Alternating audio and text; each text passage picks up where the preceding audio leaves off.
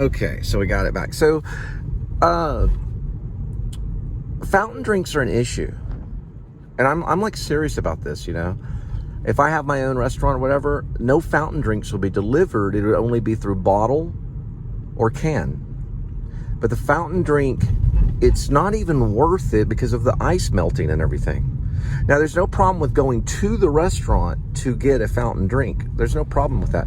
But to have a fountain drink delivered to you is ridiculous. And I'm trying to bring attention to this for all the delivery, because I know my show is about delivery. I don't talk a lot about little knickknacks. I do occasionally, and the fountain drink has had many monologues and talking about how it's actually harmful. It causes problems with these electronics. I had to go through maybe 3 different cords. I was able to finally find one that would work with, because the fountain drink, it works against the delivery and causes major distraction. You want to deliver bottle, can, or even 2 liter is fine, or just a bottle of drinks. Not all restaurants have them. The fountain drink does save money, but they can get the fountain drink at the restaurant. But I don't think the delivery of the fountain drink should really be allowed, but it really still is. It's just ridiculous. They'll put tape on it. They'll try all these weird things. I know it's funny. It's like a Seinfeld kind of moment. But the fountain drink, it's a big deal. So it should not be delivered. So don't request it unless you want to do harm. You want to request a bottle or a can, but do not request a fountain drink. Do not do that. And if you do, you'll become an issue, or even the enemy with the delivery driver, or at least an issue, because it's a major problem. Now, there are some bags and stuff that can carry the fountain drinks. They've made some of them to do that. And that's understandable. Those bags are like $70 to $100 and stuff. You want to order through can, or you want to get a bottle, or 2 liters fine. Those are easier deliveries. Now, I have a method that I use that I probably should have done, and then I'll start doing now. And what I do is I take the fountain drink, I put it in a drink carrier. I have plenty of those. It goes into the actual case with a DoorDash pizza delivery bag to spread it out. And you can even use a sponge. You can use different things to kind of contain the fountain drink against the wall of the case, so it stabilizes. But you do not want to try to carry the fountain drink within the vehicle with these electronics. I mean, it wasn't that big. It wasn't that big of a deal, but it releases what's known as, it's almost like perspiration, or you can't get these cords, these types of cords right here. If I can show you, I can kind of show you. There it is. You see the cord? We'll just turn the light on. See the cord here? You can't get those wet. It'll send out a signal. Now, there is an emergency override, and I think it's a little silly, but that once it detects any type of liquid, it'll fight. And we're trying to use these devices and stuff like that, which is, you know, it's just not it's a safety issue. So it is going to go and be registered in part of my bills in OSHA. I know this is silly, but there's a lot of things that I'm going to have to do with helping other people in society. Everything's from AI traffic lights to this kind of stuff. One of the bills I'm going to sign is a carefulness with fountain drinks for delivery. So you would not be able to order them. You'd only be able to order cans or drinks. You'd still get soda, but you'll just get it a can or a drink. That permits less distraction, because we're trying to be focused on an important aspect. It's just like drunk driving. Drunk driving, you're not allowed to drive drunk. You're not allowed to drive any vehicle drunk at all. You're not allowed to drive a van, a U-Haul drunk. You can't drive a truck drunk. You can't drive any vehicle. You can't even sip on an alcoholic beverage and drive. You can't do that. It's illegal. You can go to jail for that. You can spend a night in jail for driving, basically, while drinking. You don't have to be intoxicated. You know, there's an open container law in Texas. You cannot break that. So I know this is weird because we're only dealing with soda. Like, dang, Cole's hard. Is it going against soda? I'm not going against soda. I drink soda all the time. You just can't have it. You can't have it delivered to you in a fountain drink. And this will be passed later on, and there'll be reasons why, because it's too much distraction on the road. Now, I know that there's certain containers that have fountain drinks that they may be able to have approved through this law that will be probably passed in a few years. So they may have certain containers that they can buy that will keep drippage and stuff like that, and they'll be expensive, so they would be able to have the delivery of the fountain drink. And it won't probably be all 50 states or anything. I don't want another thing too. I'm also going to outlaw marijuana. I love these. I guess they're bullhorns. They're basically lit bullhorns. I love those things. I think it's kind of cool. More stuff like that, and they'll get tax write-offs. I'll continue that in my run too. So if you make the city colorful and bright with lights and things like that, you will get tax write-off, meaning your business will be rewarded for looking like the Emerald City or something, you know, for being creative. And I'll be big on creativity, just like Benjamin Franklin, who was not a president but is an important figure in our nation. Being creative, it will be very much pushed in my time of reign. And let's just face it, a president does reign, you know. This is the time of President Biden's reign. You know, there was once a time of Trump's reign. There was once a time of Obama's reign. We go back further all the way to George Bush's reign and George Bush Sr. and all that stuff. It was their time where they were commander-in-chief and reigned that position. Okay, they weren't a dictator. I know it sounds like dictatorship, but there is aspects of it. Not completely. I mean, we're in a democracy, but you know, when the president signs something, not all 8 billion people are in the room, you know, so there is a sense of royalty and all of that going on. We that's part of the nation, and having a commander-in-chief and a president and all of that stuff. It takes time. You know, I'm doing this mostly electronically, or maybe what you would say through, you know, this social media, but it is still social media. Now, Obama, if COVID did come out during Obama's time, where he went to every church, he would go, well, not every church, but he would go to a lot of different places and talk to people, shake their hands and stuff. He would be respectful. He would be respectful towards COVID, and he probably would have done more social media. Obama, I did vote for him, and he was a president that would shake your hand, meaning he would be at the meetings. We know this about Obama. He worked very hard in his campaigning and would find these, you know, these soapboxes, and probably harder than almost any president. And I'll put my hands down on that. We voted for him because we had to. When you cannot deny work. And when someone does work, you will not deny it. You will see their work. Obama will agree with that. One of the things that he said he had is the thing about democracy, and he understood about democracy. But it's part of work. Work and democracy work together. And you will see someone in society who works and wants to be heard. You will see that. And if someone wants to be president, by God, we'll see how hard they work. You know, but he was there at all the meetings. I think this guy, I don't know if he meets me here. I got to get to the next one. All right.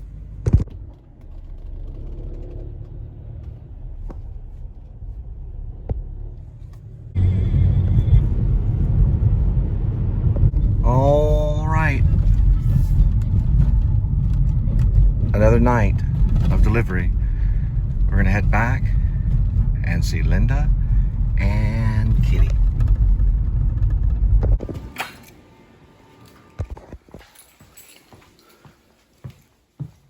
Hello. Hi. Hello. All right, so this is a chef salad. We're still unpacking. And there was a burger. I don't know where the burger went. A friend bought us a burger. Probably put him in head of, make him a Navy Admiral. There we go. That's something else. Hang on. Kitty. Oh, that baby, yeah, he's grown up. Man, damn, that was... Yeah, Look Who's Talking is brilliant. There's also Look Who's Talking Now, which is the pets. The dogs. No. It's Kirstie Alley, one of our best actresses, and John Travolta, really one of our best actors. John Travolta is an amazing actor. He's very underrated nowadays, but he is truly a genius. Yeah, Look Who's Talking. He's also a good pilot. We're going to see if we can watch some Look Who's Talking. If you start, I probably would. John Travolta is truly one of our most gifted actors. I'd say 3 good movies that he's done. Okay? One of them is Blowout. Brilliant movie. Blowout. Brilliant movies. Brian De Palma. 1 hour and 30 minutes. That's where my... The second one is a newer one that was looked over by the Academy, which I am upset about, which I thought he deserved a Best Actor, called The Fanatic. It's called The Fanatic. And it got Limp Bizkit guy, Durst did it. It got looked over by Hollywood. It was the best film that year.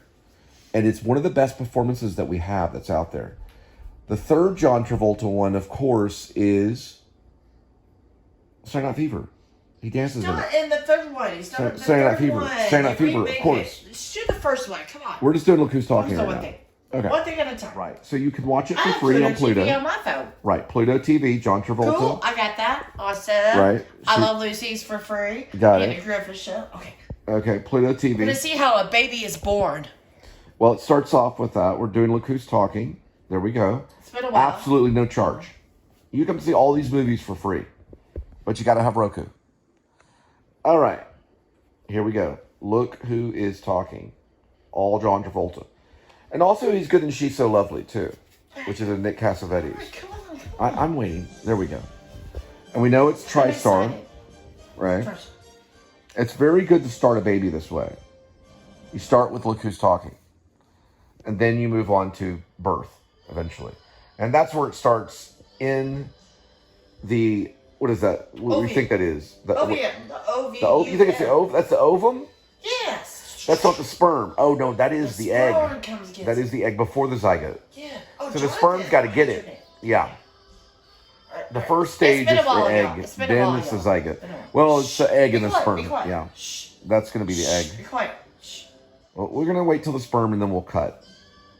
Do you think it's a fertilized sperm? I mean, fertilized egg? Sorry. We'll figure it out. That would be called a zygote. Then it'll move on eventually to what's known as the embryo. After the embryo is the fetus. After the fetus is the... Toddler. No.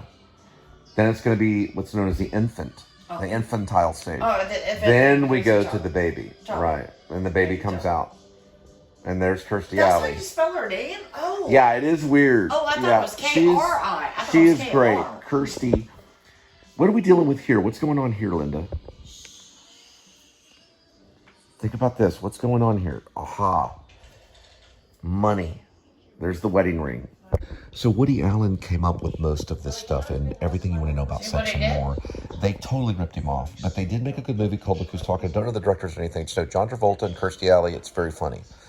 Now, eventually there's sperm mentioned and then fertilization. We'll get to the zygote and all the stages, the fetus and then, I'm sorry, zygote, embryo, then fetus. I really do mess that up. There's the there's the egg, ovum, then fertilization, zygote, then zygote to embryo, embryo to fetus, fetus to infantile, infant, then infant to baby, baby to whoosh. But we know we're meant to be here. We know there's a purpose, so don't worry about the order. Worry about being a prostate.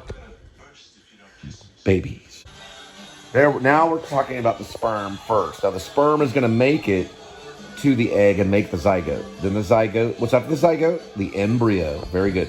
Embryo goes up all the way to the 11th week. Embryo, then we get into fetus, then we get into infant, and then the baby. That's hard to remember a little bit. I remember a play called Man 1, Man 2, and he mixes up the order, and it's really funny because he tries to act out a mix-up. Yeah.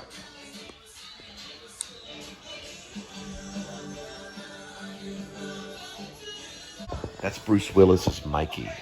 And then there's casting by Jeff Greenberg.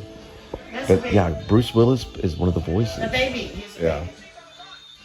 John Travolta is the surrogate dad, I guess. Ooh, there's some chills. Okay, good thing I didn't get that. Okay, this is going deeper into the crevices of the fallopian tubes. I'm guessing. I could be wrong. Correct me if I'm wrong. There is sperm attacking the... Remember, there's 35 years sperm, ago. right, the sperm is attacking the egg, trying to create a zygote. Yeah. Which will later turn into an embryo, and then later turn into a fetus, and then later turn into... Did you see that? An Bob infant. Gray. Said Bob Gray. And then after the infant, of course, we'll have what's known as a baby. Yep, that's a zygote stage right there. It's like photos are taken and stuff. It's real weird. Yep, that's exactly what happens. Almost exactly like that. Doctors will tell you. Okay, in this moment, the protagonist, which would be... Okay, hang on. Her right there, Kirstie Alley. She's actually pregnant right there. You know, yeah, she's preggo right there. turned it real life. 1989?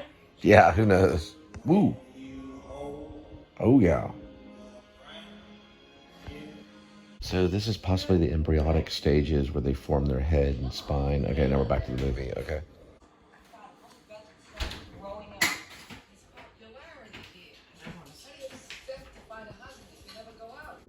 She's realizing she's pregnant for sure. They even showed the baby, and Bruce Willis is making comments about it. Comments. It was very, very funny. We get right into the talking heads.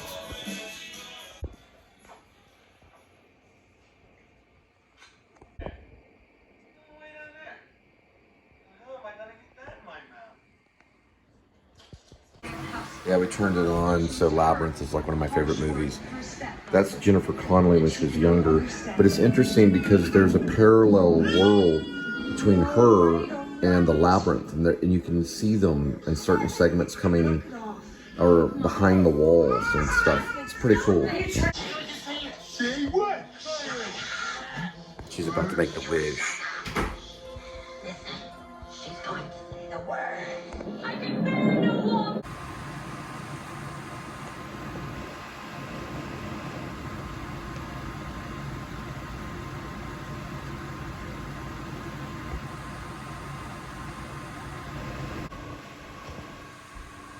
Stay out the trash. Yeah, see, I don't know. Remember, I took it out to I took it to a Photoshop, and they're like, they didn't really know. So that's her mom. Move the photo. I mean, move the hand. Or you're actually just go like this. Just move her hand. That's... No. That's a bad picture. No, she wouldn't like that. She wouldn't like that.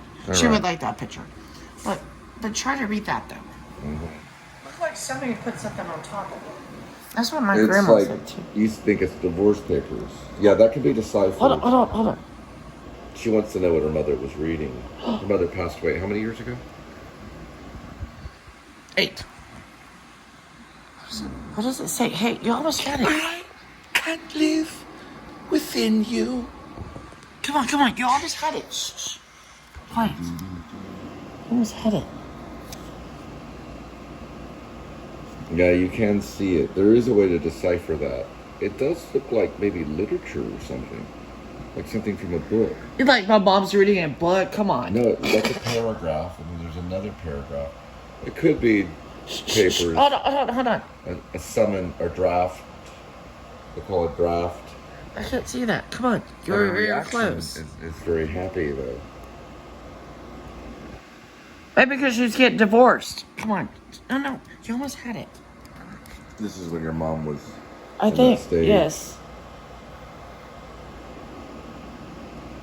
Well, you can take a photo of that. Well, you can do this. Watch, I'll show you. Oh, I think I know what it is. Here, hang on for a minute. I'm going to take a photo of it.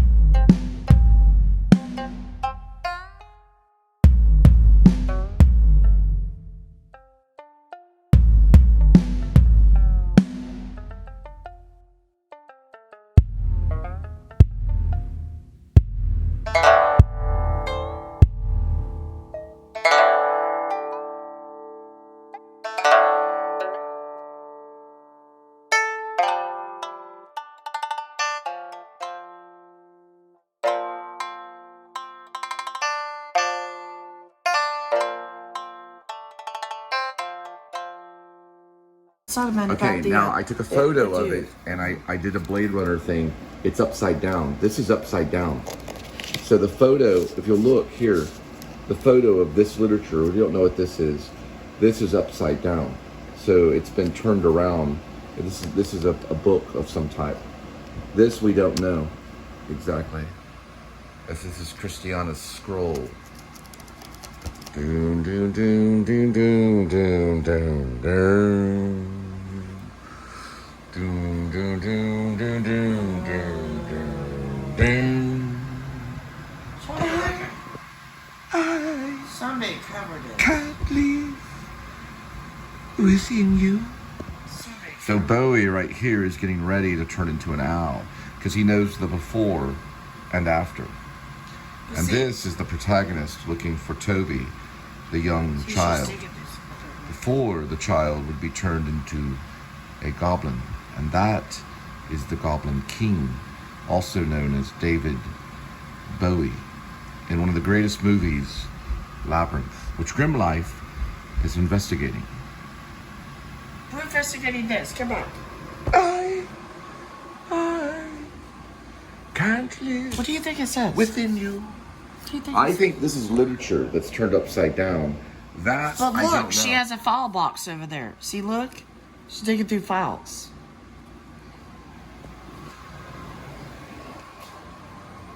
I've turned the world upside down, and I've done it all for you. Let's go back. Is it upside down? I can read upside down. Turn the phone I've upside turned down. the world upside down, and all for you. I don't like your nose hairs. Come on. Because I can't live with your nose hair. I want to read what it says. Quit it. This is no game. Where are you going? And where did you come from? Fine. I'll figure this out on my own. Quit joking around.